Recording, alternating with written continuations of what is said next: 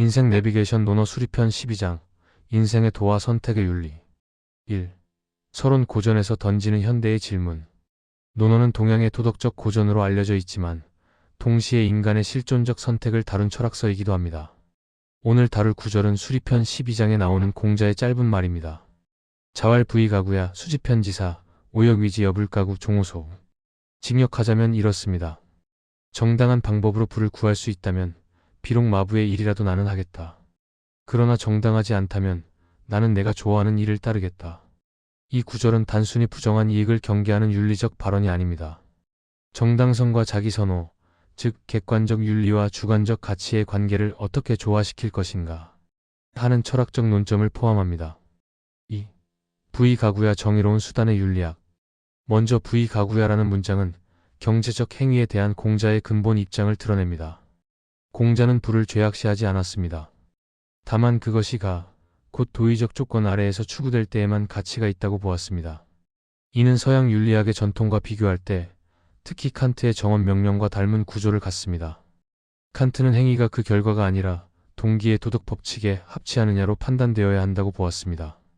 공자의 역시 행위의 정당성을 그 목적보다는 절차적 도덕성에서 찾는다는 점에서 칸트와 유사한 윤리적 위치를 점합니다. 그렇다면 정당하게 추구할 수 있는 부란 무엇일까요? 공자의 제자인 증자는 대학에서 말했습니다. 재취증민산 재산증민취. 즉 부의 축적이 사회적 해체를 낳는다면 그것은 도의에 맞지 않는 부입니다. 공자는 부의 존재 자체보다 부의 과정과 맥락을 문제시했습니다. 3. 수지편지사 노동과 인간의 존엄. 공자는 비록 마부라 할지라도라고 덧붙입니다. 여기서 지편지사는 당시 사회에서 가장 낮은 신분의 육체 노동자를 상징합니다. 즉 공자는 노동의 가치를 귀천이 아닌 정당성으로 평가한 것입니다. 이 관점은 근대의 철학자 한나 아렌트가 노동, 활동, 사유에서 구분한 노동의 존엄성과도 관련됩니다. 아렌트는 인간의 활동이 생산성에 의해 평가되는 사회를 비판했습니다.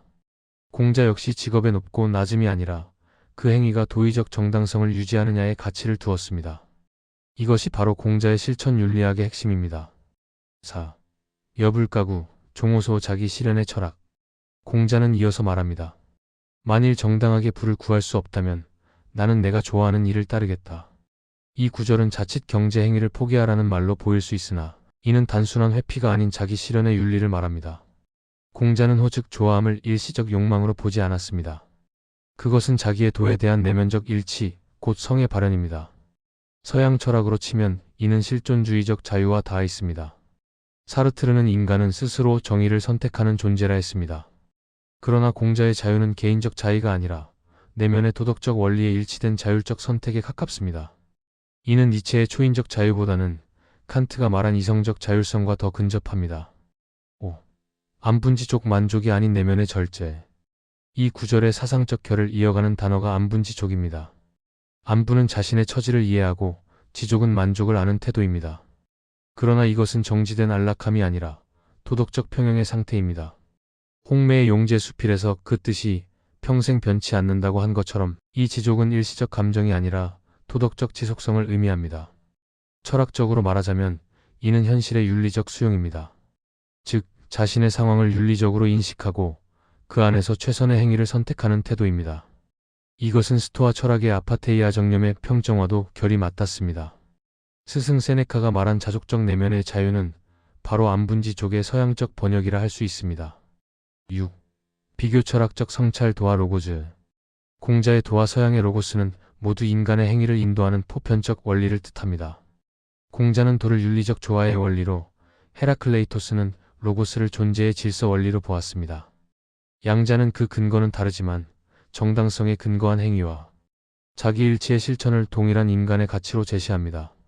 결국 공자의 이 구절은 하나의 윤리적 가르침이면서 동시에 실존 철학의 명제이기도 합니다. 즉 정당하지 않은 부를 거부하고 자기의 도를 좇는 행위는 존재의 진정성을 지키는 실천입니다. 7. 현대적 의미 윤리적 자율성의 회복. 오늘 우리는 기술 문명과 소비 사회 속에서 부를 끊임없이 추구합니다. 그러나 그 과정이 가인지, 즉 윤리적 정당성을 갖추었는지를 묻는 일은 점점 드뭅니다. 공자의 말은 단순한 도덕 교훈이 아니라 이러한 시대적 흐름 속에서 윤리적 자율성을 회복하라는 요청입니다. 그는 인간에게 진정한 성공이란 외적 부가 아니라 내면의 도덕 질서와 일치하는 삶이라고 말합니다. 니체의 언어로 표현하자면 그것은 가치 전도의 행위이며, 칸트의 언어로 바꾸면 그것은 도덕 법칙의 자기 입법이며, 공자의 언어로 말하면 그것은 바로 도의 실현입니다. 8. 결론 정당함과 조화함 사이의 균형. 다시 공자의 말을 되새겨 봅시다. 정당한 방법으로 부를 구할 수 있다면 비록 마부의 일이라도 나는 하겠다. 그러나 정당하지 않다면 나는 내가 좋아하는 일을 따르겠다. 그의 말씀은 단순한 금욕이나 현실 수능의 교훈이 아닙니다. 그것은 인간은 정당성 위에서만 자유로울 수 있다는 사유의 명제입니다. 정당한 부의 추구는 윤리를 전제로 한 현실적 실천이며, 정당하지 않은 부의 거부는 자아의 도덕적 자율성을 지키는 정신입니다. 오늘날 우리에게 필요한 것은 부 자체의 부정이 아니라 가의 윤리를 판단하는 사유력입니다. 그 판단력 위에서만 공자가 말한 조화함, 즉 진정한 자아의 실현이 가능해집니다. 이것이 공자가 말한 정당함과 조화함 사이의 길, 즉 삶의 도를 찾는 철학적 여정입니다.